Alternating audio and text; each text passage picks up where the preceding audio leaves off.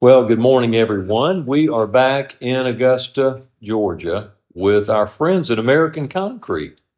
The last time I was here, which was actually on April Fool's Day this year, I was with TJ Barton, and I learned about an industry veteran named Bob Mundy. Bob has been in operations management in the ready mix industry for how many years, Bob? 64. 64 years. 64 years. So we are delighted to be with Bob today, and we're eager to hear his story. So we're just going to dive in and start with learning a little bit about Bob personally, where he grew up and that sort of thing. So tell us, Bob. Bob Mundy, born and raised in Blythe, Georgia, on a farm. The Savannah River site came to life, and most of us moved from the country to Augusta area. Uh, had a early loss of my father as a young teenager, so got very limited education, but I had a good work habit and wound up going to work here for an outfit called Southern Road Builders and worked with them 28 years. We sold out to Ashland Oil, and meantime, Clawson Concrete sold out and had no compete for 5 years. Ashland Oil basically wanted the paving division from Southern Road Builders, and when their 5 years was up, Rocky Barton went to Ashland Oil and bought Southern Road Builders out and changed it to American Concrete. That's been 30 years ago now. It seems like yesterday, but time moves on. Well, that's um, that's quite a story, and we'd like to hear, how did you how did you find the ready mix industry, or how did it find you, and can you, or construction materials, can you kind of tell a little bit about that? One of my best friends back in the day, father was over Clawson and Lawrence asphalt plant. And of course, I was 16 years old and went to work on the scale, bringing the asphalt trucks in and out. And then it just revolved from there. My father was pipeline superintendent, and he heard that Southern Road Builders needed a new pipe foreman, so he left. In the meantime, at asphalt plant, when we wasn't busy, I got outside and started to running the clamshell that we charged the plant with. So my dad got down to Southern Road Builders. He called up and said, "These people need a crane operator bad." So I left and went to work down there in 62, I think it was. And Wow. been there ever since. So talk about the American Concrete in the beginning. Talk about your role, what you did in the early days of American Concrete, how many plants, where they were. Kind of help us understand a little bit more about that.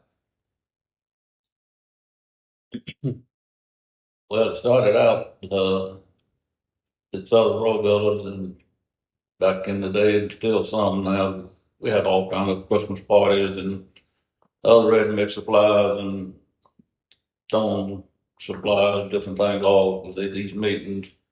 Well, TJ's grandfather was all Robart, and it started Clawson Concrete. And he was always coming up to me, "Boy, when you going to leave, come on down here with a good company." That went on forever.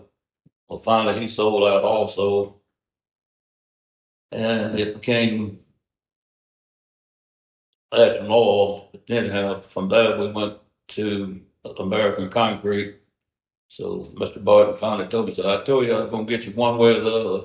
And he did. It's the best thing ever happened to my kid.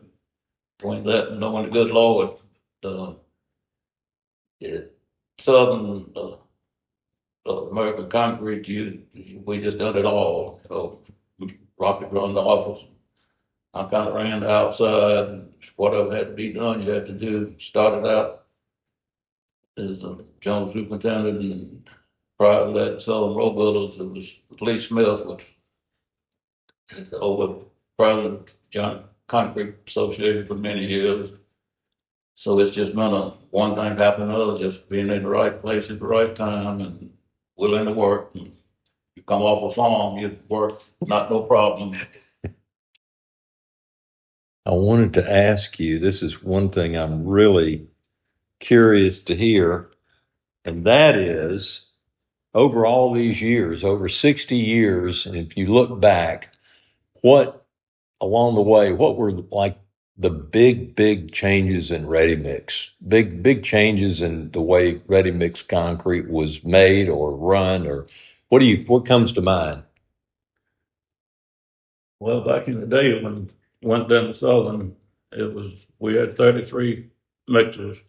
The biggest one was 5 yards. Oh my, I didn't know I that. had the engine run the drum and the engine run this truck, and basically all gas. And you know how liberal we are with water hoses, washing trucks down. You're gonna drown out 3 or 4 every day.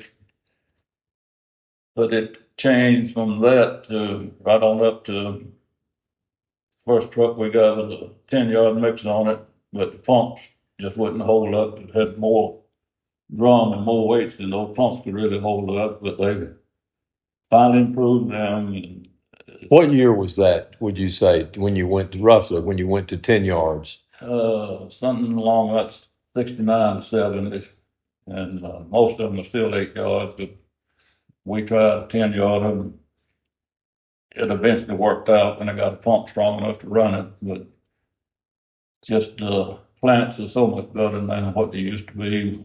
Well, you know, when I was charging the bins with the crane, I had to jump off it and run down the steps to get into the office at the loader trucks.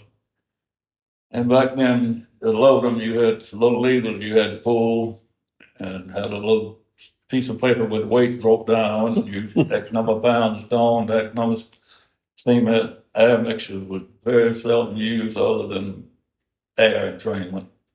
Water reducers just didn't nobody know much about them, which has been a big improvement. It's the same thing with fly ash. Nobody knew much about fly ash. And I got with Tom Hendricks for the late mid-70s, and he came down. We started putting mixes together, and for a week, I don't know how many cylinders we made, trying to figure out what was the optimal amount of fly ash we could put in without messing with your mix design or your strength or whatever, which was really interesting to work with. So you were doing all this with pen and paper, right? Pen and paper, the little hand calculator. We just had a chart made up with 1/4 of a yard up to, I think that went back 6 yards. So you just had to split batch it if you're putting more than that on them. But yeah, just 2,500 to 3,000, right on up with a piece of paper. So you didn't have to sit there and figure it out each time. It's like a mini computer, but on paper. So it's been a drastic change from that going to Alcon, uh, going up to Moki, Illinois, the way it was as a gift, not gift, it is, called the other name of that mixes now. So, Master Builders? Master Builders, yeah. seminar up there. Learned an awful lot up there for the 4 days we were up there on how to use it in the proper amounts, and it's a big change to start seeing all that come into life.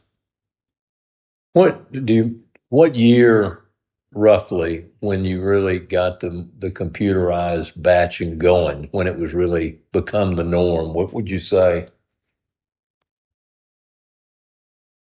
I imagine somewhere in the late mid-70s, uh, fella come by with a little computer in his arm and said he was with an outfit called Alcon. Jim and I got to be real good friends, and they was the first computerized back plants around at that time, and of course they've improved greatly over that now, but it's so much more accurate than an individual trying to do it. That's about it. What about safety? What would you say as it relates to the way the attitudes around safety and that sort of thing over your career? Any changes around that come to mind? We never have enough safety for sure, but we try to put a new driver in with a veteran driver, let him go for a week or so till he's comfortable with the man to turn over to me or Aaron, or to do a ride with him and deliver the concrete, watch him operate, and try to express how important it is not to tailgate. And you got 8, 10 yards concrete on that, it's not going to stop like your automobile. And it's hard still to swallow, and you see one go on a curve and roll over, and how they don't get killed, I don't know. The trucks are evidently a whole lot safer than what they used to be, but you cannot put enough emphasis on safety, and just even around the plants and all that. But there's so much heavy stuff there, accident can happen so fast that you can't take it back. Just try to prevent it. Yeah, I recall hearing stories about even when I came in 20 years ago. Um, you you would not just let employees go get inside a drum and chip it out. You because of OSHA and all those requirements. You would you have to go through the vessel entry and everything. Any comments on that? Chipping out drums? Yeah, when I started down about 15 years later, we had a bunch of boys that come back from the war that had a lot of shrapnel on them in their backs and their legs and stuff like that. But we had they had to clean their own trucks out of it. One fellow they called Rabbit Foot. That story is that Southern Road Builders sent him to Richmond, Virginia to pick up a cheap foot roller. And he got up there and he didn't know one from the other. Told the man he's out for a rabbit foot roller. So he got nicknamed Rabbit. So we he had a place on his shoulder blade there you could put both fists in. And his truck pump went out on that 10-yard mixer. And we got about a yard and a half out of it. And I got in there with him and we cleaned that 9 yards, 8 yards of concrete out. But we had to wait about 2 weeks because concrete will not crack when it's green. We couldn't understand that to start off with, but we finally cut us a hole in the drum and Rabbit couldn't get under his hand with dust mask, so forth, but we got it out of the, don't care about doing it anymore. Now we got the finishers to come along about every month and clean them all out, keep them clean before we get in that kind of shape.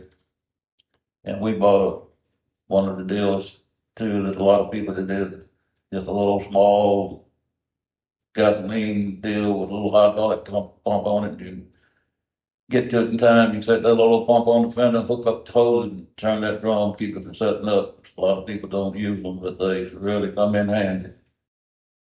Bob, what would you say when you look back over your career? What did you find, or what do you find to be enjoyable about our industry? It's a hard industry. It's as you alluded to. It's a lot of safety issues and or exposure, long hours. The hours can be very difficult, but in spite of that, people stay with it. You've stayed with it. What's some of the enjoyable, rewarding, maybe might I say, fun things about ready mix? Never know what tomorrow is gonna bring, number one, but working for good people got so much to do with it. Salvador back in the day was excellent.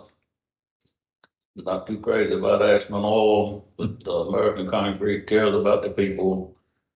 They take care of the people when they need to be, and they're hard to come by people like the partners. Bob, tell us a little bit about what you see looking ahead, the big challenges that we face as ready mix producers, things that concern you or things that you think we're going to have to face in the years ahead. Talk a little bit about that. I guess one of the main things is being able to have qualified drivers and get them trained to do it the safe way. It's between that and getting the materials in, such as fly ash and things like that. The government about to regulate us out of the fly ash business, and they got some Grand Sim up around the Pennsylvania area and up the coast up north, I think, but it's expensive. You can't afford to truck it this far down or rail it. The people, you got to get them to thinking your way and the safe way. It's a never-ending challenge, and it's getting harder and harder and harder to get anybody to want to work the hours we have to work.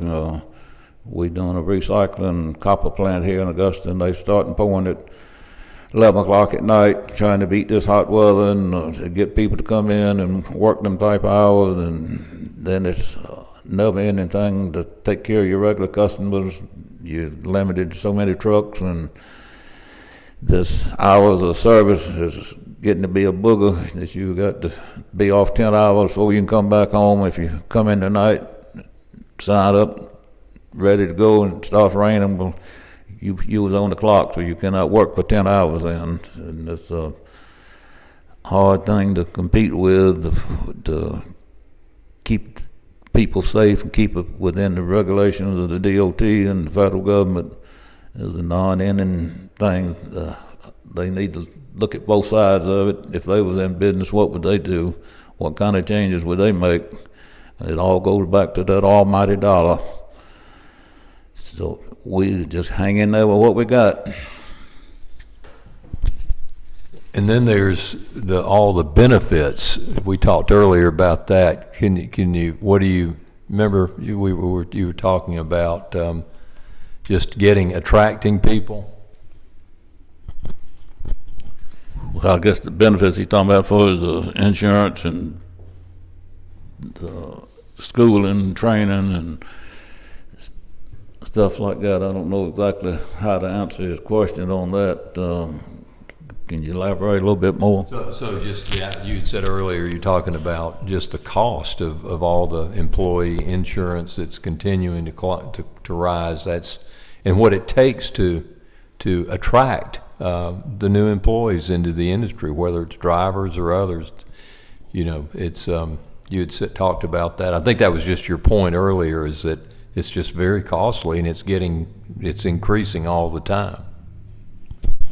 It is. It's look like some of the younger generation has got the attitude, I'm gonna have me off in the air conditioning on the secretary, and I'm not gonna be out in that sun and hot weather.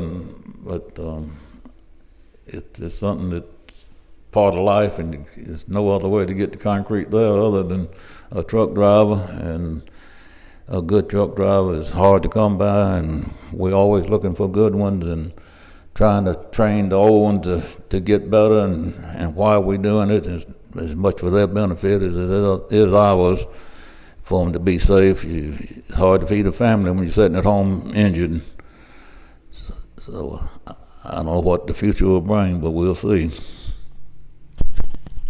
Last question, Bob. I always like to hear the kind of advice that you would give new employees coming in, whether a driver or someone batch man, but coming into the company. What advice would you give?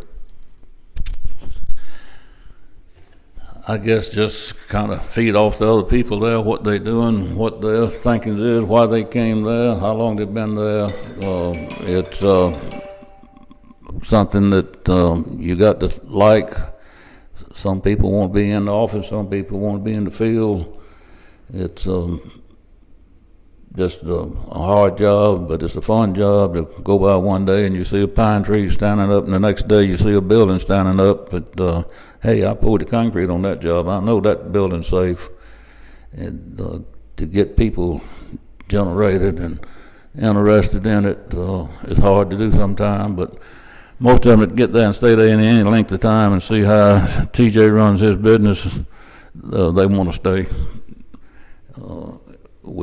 Safety is first and foremost with us, and the laws now are so rigid. If you have one beer and head home from work, you get a DUI, insurance won't cover you, and it's hard to tell somebody how they can live their lives, but look like the insurance companies right now are ruling the roost. So, my opinion, has always been a whole lot different than having a cold beer on the way home. That's you're not impaired at all, but they don't look at it that way now. And if you exceeding the limits, that's fine, but just because it registers you DUI goes against your driver license, and most insurance companies that we familiar with will not insure somebody with a DUI, and that really cuts down on the number of people that you can hire. We'll see what the future brings. Bob, I sure do appreciate you spending a little time with us this morning. I know you're very, very busy. You're about to go check on a plant that's coming in to be delivered. And is it here, by the way? Your new plant? You've got a plant, is that right? New concrete plant, yes, portable plant. Well, exciting, and thank you for taking time to meet with us, and we wish you well. Thank you so much.